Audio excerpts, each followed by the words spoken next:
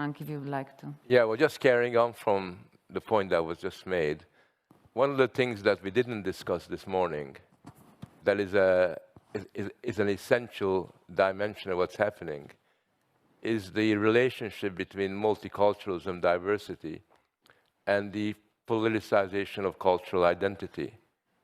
Because it seems to me that the reason why your comrades moved the way they did, and not just your comrades, but everybody who is involved in mainstream elite kind of politics, is because identity is not a static concept.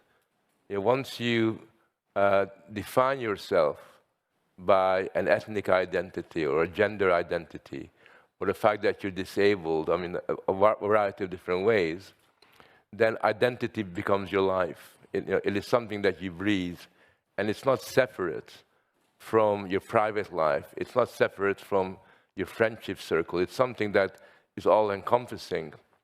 And what happens is that, unfortunately, once you try to find meaning in these kinds of newly created identities, it becomes a quest forever. Because an identity that requires the validation of people around you can never be fully satisfied. And the very minute that you think that, yes, this is my identity, you'll find that you feel there's something missing, and you want more validation, you want more recognition, and identity expands into areas that were previously untouched by it. And that is why you will find that in the European public and political kind of context, identities both expand across the board, and new identities are created all the time. And you can see this, for example, in the way that gay identity begins to fracture. And all of a sudden, lesbians and male homosexuals find they have very little in common. And a day later, you have the sort of the separation between cultural lesbians and social lesbians. And similarly between feminism, you'll find that there's a large variety until you get to the point at which we are now, where the kind of gender affiliations continue to flourish and multiply. And this happens in all the other areas as well. There's a kind of continuous proliferation of identities, which becomes almost like the mainstay of public life. And that leads me to a point that we didn't really discuss, which is that at the end of the day, when we're discussing multiculturalism or diversity, we're not discussing that in the abstract. So that multiculturalism in Europe is not like multiculturalism in Lebanon, which has grown organically over centuries, where you have different cultures, different ethnicities that have been around for a very, very long time. Multiculturalism and diversity are what I would call administratively created values. And this is the key point. When values are administratively created, when they are invented, as the expression goes, they have a very different dynamic to them than when you say, I'm Hungarian, or when you say that I'm Polish, or when you identify, because at that point, if you're Hungarian and Polish, you don't have to think about your identity. It's like who you are. You've got to see the difference between this kind of identity and the ones that we're discussing here. And that's best illustrated by the fact that when I go to a public meeting in America or elsewhere, people put up their hands and they introduce them. So the first thing they say, speaking as a woman, right? Yeah, I mean, who cares? I mean, I can see that's a woman, right? That's the least interesting part about them, but they have to say, somebody else gets up speaking as a black activist, and I can see that they're black, it doesn't have to be told. Somebody says speaking as somebody who's trans this, and everybody has to give their identity as like the introduction. So in other words, you have to present the world, you have to kind of expose the world to the fact that you are speaking not just for yourself, but to this fossilized identity that's being created. That's really what you are. And the very minute you say speaking as a woman, what you're really saying is, I need to be validated as a woman. I need to be validated and respected as a gay person. I need to be validated as a lesbian. The trouble is, once you need to be validated, once you rely on other people to recognize you and validate you, you lose, first of all, control over your own destiny because you depend upon how people react to you. But more importantly, you politicize what you are more and more.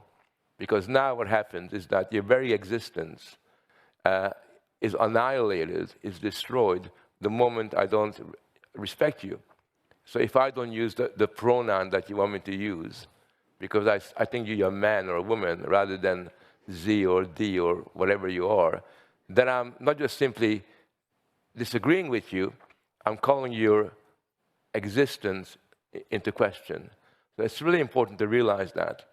And the reason why I make this point is because once we move into the domain of administratively created identities, once we have a language that is administratively constructed, then we run into a situation where people's public existence and life is quite external to them.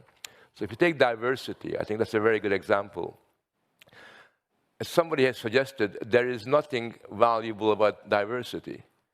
Diversity is no more valuable than homogeneity.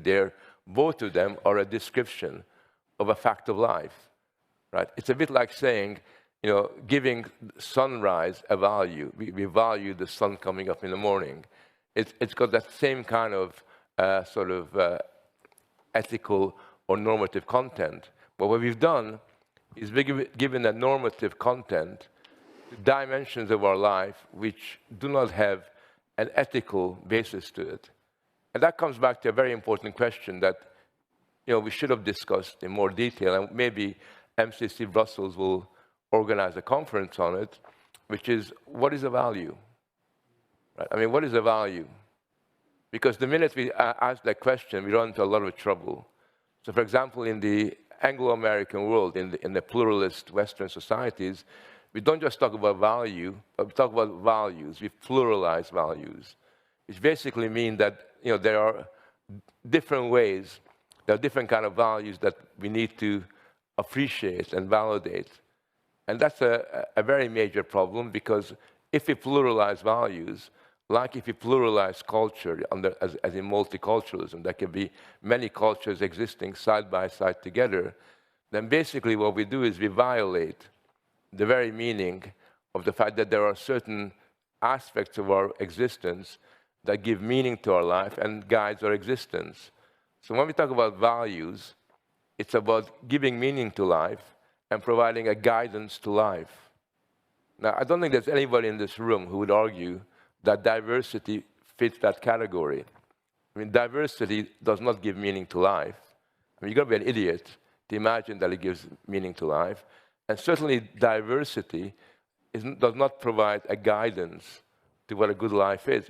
It doesn't kind of play that kind of a role. So the problem that we face here is that we're captured by essentially zombie values.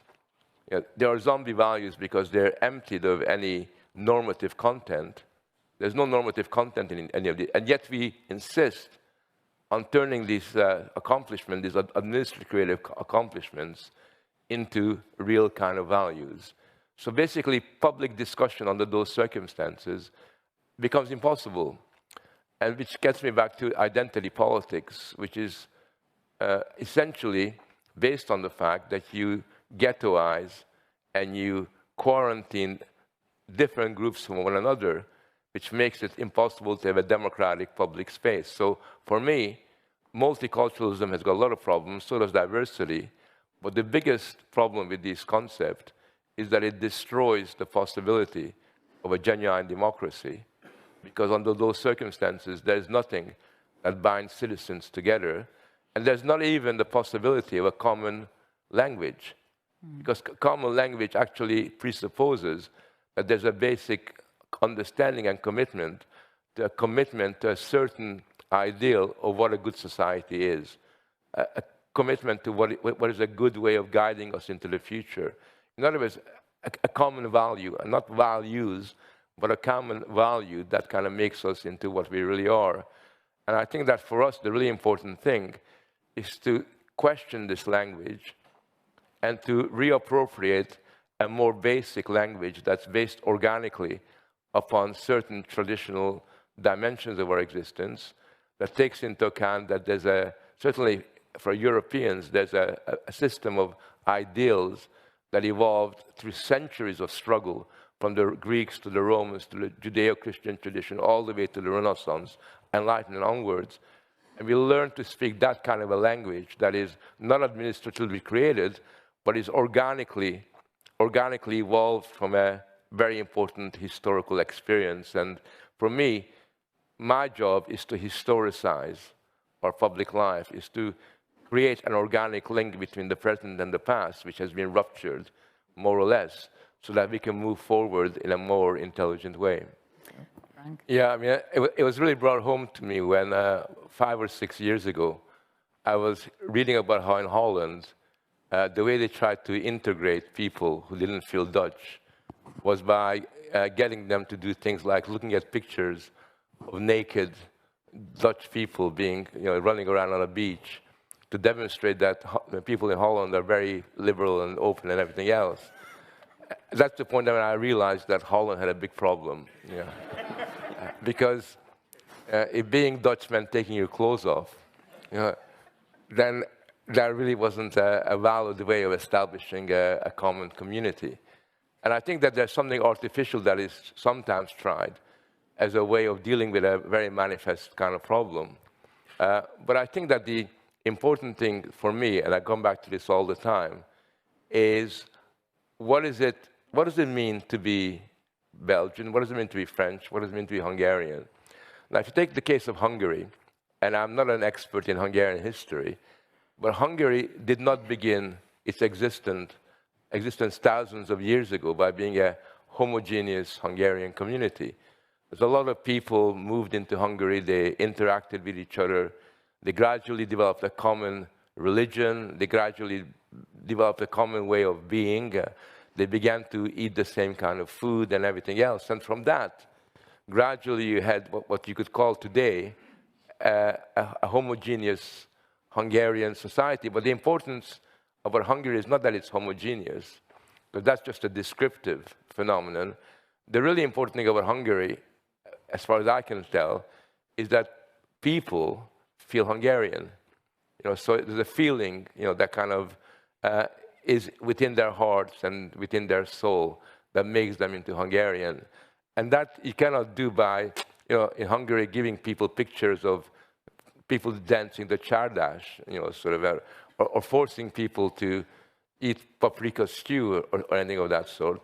That would be a very funny way of doing these kind of things.